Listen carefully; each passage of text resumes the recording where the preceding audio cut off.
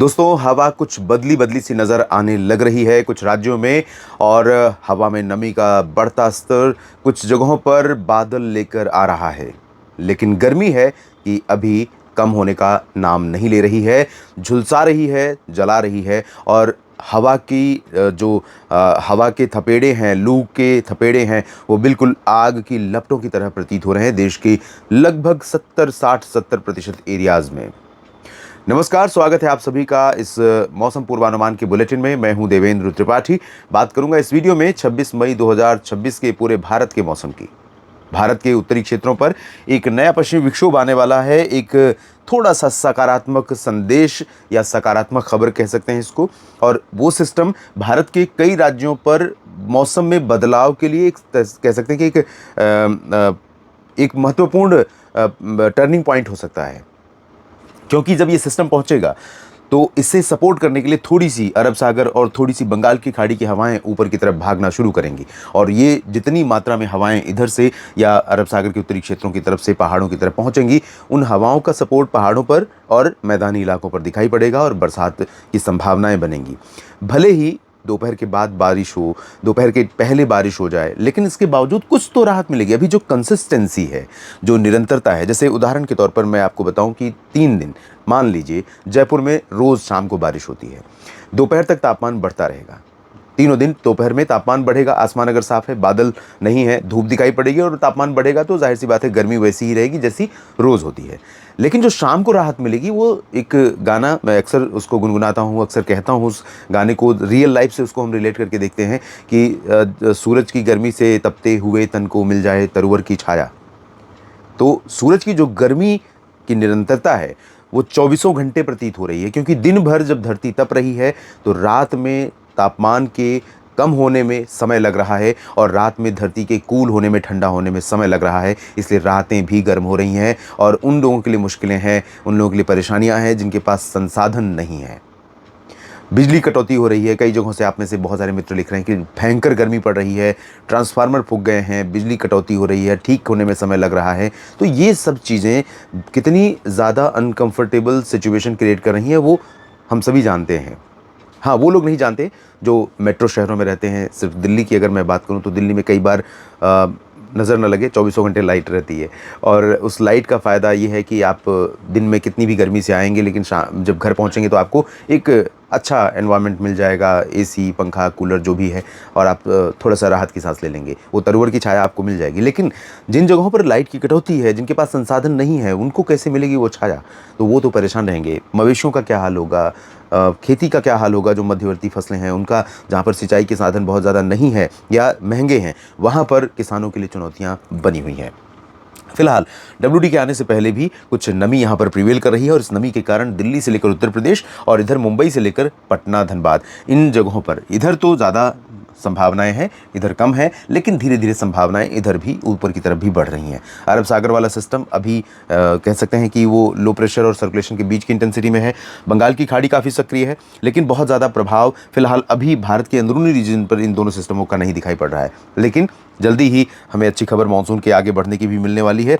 चेतावनी की अगर हम बात करें, मानसून अभी फिलहाल देखिए आप तो आज तक 23 के बाद 24 और 25 को नहीं बढ़ा है। 23 को थोड़ा सा बढ़ा था कॉमोरेंट रीजन में और अरब सागर में, या इधर भारत की तरफ श्रीलंका के ऊपर, और इधर बंगाल की खाड़ी में भी आगे बढ़ा था, लेकिन उसके बाद से 24 को और 25 को आगे नहीं बढ़ा। तो उम्मीद करते हैं कि पहले लग रहा था कि 25-26 में यहाँ पर आ जाएगा, लेकिन बंगाल की खाड़ी नहीं, अरब सागर पर जो सिस्टम बना, इसके कारण मानसून की हवाएं थोड़ी सी नीचे की तरफ आनी कम हो गई हैं और मानसून को मिलने वाली जो शक्ति थी, जो एनर्जी थी, उसमें थोड़ी सी कमी आई है, जिसकी वजह से उसमें ढिलाई हुई है।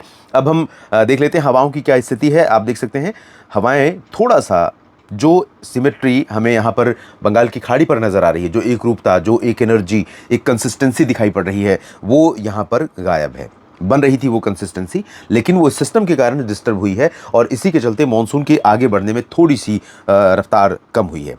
हालांकि उत्तर पश्चिम से आने वाली हवाएं धीरे धीरे अपना बोरिया बिस्तर समेटने वाली हैं, धीरे धीरे वापस लौटने वाली हैं, कमज़ोर पड़ने वाली हैं।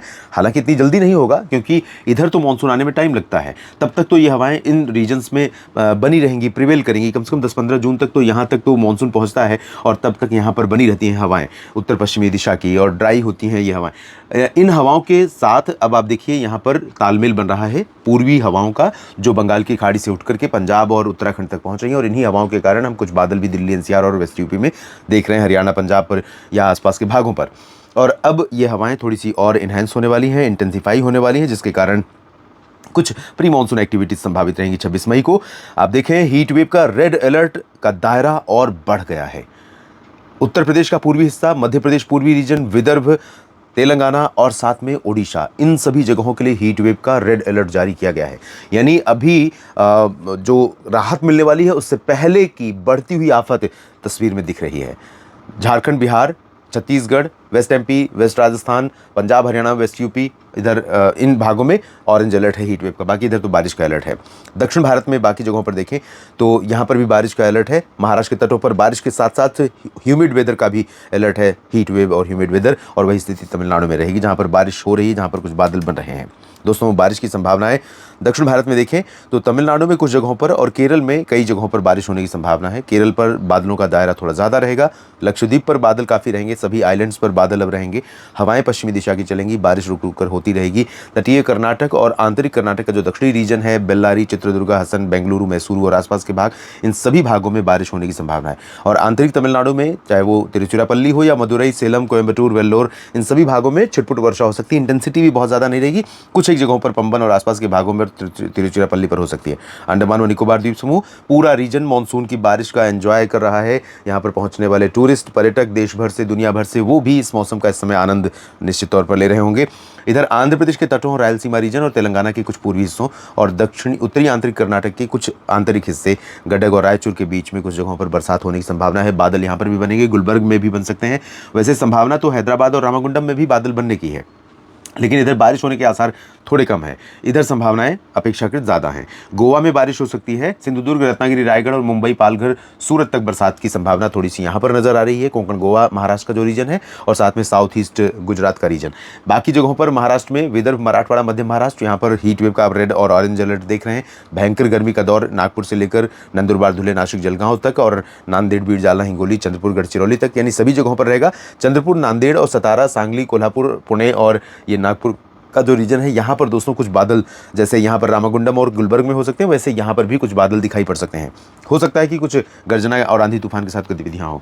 दक्षिणी छत्तीसगढ़ और दक्षिणी ओडिशा तथा तटीय ओडिशा में भी प्री मानसून वर्षा होने की संभावना है, लेकिन रायपुर से अंबिकापुर के बीच पेंड्रा रोड समेत ये जो उत्तर का छत्तीसगढ़ का रीजन है, या भवानीपटना और बोलानगीर, फुलबनी से केंदुझार, राउरकेला का रीजन है, यहाँ पर चांसेस बहुत कम है। क्योंकि आप हवा देखें तो हवा कहीं ना कहीं यहाँ आने के बाद टर्न हो रही है, लेकिन उसको बहुत ज़्यादा स्कोप मिल नहीं रहा है कि वो ऊपर उठेगी और यहाँ पर बहुत ज़्यादा मात्रा में बादल बनने की प्रक्रिया इस रीजन के ऊपर होगी। तो बारिश की बहुत संभावना नहीं है, लेकिन रूल आउट नहीं कर सकते इस रीजन में भी कुछ जगहों पर बादलों की गर्जना और थोड़े समय के लिए बादलों का बनना। और बादल थोड़े से इधर भी बन सकते हैं। जबलपुर, उमरिया, रीवा, सीधी, सिंगरौली पर हीट ज़्यादा है। जैसे ही नमी यहाँ पर पहुँचेगी किसी भी सोर्स से, वो नमी ऊपर की तरफ जाना ही है उसको, और उसको बादलों के रूप में परिवर्तित होना है। तो आंधी तूफान की घटनाएं हो सकती हैं। डिपेंड करता है बादल कितनी मात्रा में बन पाते हैं। भोपाल, बैतूल, खरगोन, खंडवा, उज्जैन, इंदौर, ग्वालियर, यहाँ पर ड्राई वेदर रहेगा, पूरा हॉट वेदर रहेगा। मध्य प्रदेश में इधर भी बहुत भयंकर गर्मी रहेगी, और भयंकर गर्मी गुजरात के भी भागों में रहेगी। राजकोट से लेकर द्वारका, मेहसाना, पाटन, साबरकांठा, बनासकांठा, अहमदाबाद, गांधीनगर, वडोदरा, सभी जगहों पर ड्राई वेदर रहेगा। इधर झारखंड में भी शुष्क मौसम के बीच में दुमका में थोड़ी बारिश हो सकती है, लेकिन बिहार में बारिश का दायरा बढ़ रहा है। और ये जो दायरा बढ़ रहा है यही बता रहा है कि परिवर्तन होने वाला है। उत्तर प्रदेश के ऊपर भी आप देखेंगे 28 के बाद देश के कई राज्यों पर बरसात होगी, बड़ी राहत मिलेगी, ऐसी मुझे उम्मीद है। पटना, सिवान, गोपालगंज, चंपारण, किशनगंज, पूर्णिया, अररिया, कई जगहों पर बारिश, और गंगेय पश्चिम बंगाल में कई जगहों पर बारिश। सिक्किम, उप हिमालय, पश्चिम बंगाल से लेकर असम, मेघालय और अरुणाचल प्रदेश में कई स्थानों पर अच्छी बरसात होगी, जबकि नागालैंड, मणिपुर, मिजोरम, त्रिपुरा लाइट रेन के आसार हैं। उत्तर भारत के क्षेत्रों में पहाड़ों पर मौसम शुष्क होगा, लेकिन लद्दाख और उत्तराखंड पर छिटपुट बरसात हो सकती है। गिलगित, जम्मू कश्मीर, हिमाचल ड्राई वेदर पूरी तरह से, और ड्राई ही नहीं रहेगा बल्कि हॉट वेदर रहेगा। सुबह रात का तापमान यहाँ पर थोड़ा सा कम हो सकता है, दिन में तापमान बढ़ेगा। अमृतसर से फाजिल्का, फरीदकोट, लुधियाना, पटियाला से बरनाला, मोगा, मनसा, संगरूर, रूपनगर, नवा शहर, अंबाला और चंडीगढ़, पंचकुला से लेकर करनाल, कैथल, जींद, हिसार, सिरसा, फतेहाबाद, रोहतक, रेवाड़ी, चरखी दादरी, झज्जर, महेंद्रगढ़, गुरुग्राम, फरीदाबाद, पलवल, सोनीपत, पानीपत, दिल्ली एनसीआर और मेरठ, मुरादाबाद, बरेली, आगरा, अलीगढ़, मथुरा से लेकर के झांसी, ललितपुर, कानपुर नगर, कानपुर देहात, लखनऊ और बहराइच तथा अयोध्या, वाराणसी, सोनभद्र, मिर्जापुर, भदोही, मऊ, चंदौली, गाजीपुर, आजमगढ़, जौनपुर, देवरिया, साथ में गोरखपुर समेत प्रयागराज और कानपुर नगर, कानपुर, ये फतेहपुर, कौशाम्बी, बांदा, इन सभी भागों में मौसम गर्म रहने वाला है। लेकिन यहाँ पर गोरखपुर और देवरिया से लेकर के बलिया, आजमगढ़, कुशीनगर और बहराइच तक, ये जो उत्तर का तराई वाला बेल्ट है उत्तर प्रदेश का, यहाँ पर कुछ आंधी तूफान की घटनाएं कल आपको दिखाई पड़ सकती हैं। हो सकता है कि अयोध्या और प्रयागराज, वाराणसी, जौनपुर में भी थोड़ी बहुत संभावना बने, लेकिन इधर पॉसिबिलिटी थोड़ी ज़्यादा है नीचे की तरफ की तुलना में। राजस्थान में श्रीगंगानगर से लेकर चुरू, बीकानेर से लेकर जैसलमेर, बाड़मेर, जोधपुर, जालौर, सिरोही, नागौर, पाली और उदयपुर, भीलवाड़ा, डूंगरपुर, चित्तौड़गढ़, प्रतापगढ़, माउंट आबू, कोटा, सवाई माधोपुर, भरतपुर, अलवर, दौसा, करौली, धौलपुर, जयपुर और चुरू, झुंझुनू, सीकर, इन सभी भागों में भयंकर गर्मी का भी दौर रहेगा। थोड़े से बादल हल्के हल्के दिखाई पड़ेंगे, लेकिन बहुत हाई, जैसे मॉइस्चर जो बढ़ा है उसके कारण थोड़ा धुंधलापन रहेगा धूप में, लेकिन गर्मी बहुत ही भयंकर रहने वाली है। तो यहाँ पर भी गर्मी से सावधान और सतर्क रहिए। देश में जहाँ पर भी गर्मी पड़ रही है सभी जगहों पर सावधान और सतर्क रहने के लिए मैं आप सभी से आग्रह करता हूँ। लापरवाही न करें, लोगों को भी अवेयर करें और मवेशियों का ध्यान रखें, अपना सबसे पहले ध्यान रखें। और बाहर अगर मजबूरी में काम करना पड़ रहा है तो बदन आपका बिल्कुल खुला ना हो, धूप के संपर्क में ना आए, उस गर्म हवा के संपर्क में ना आए जो बिल्कुल आग की लपट की तरह महसूस हो रही है। पेट खाली ना हो जब बाहर निकले, और साथ में पानी जरूर रखें।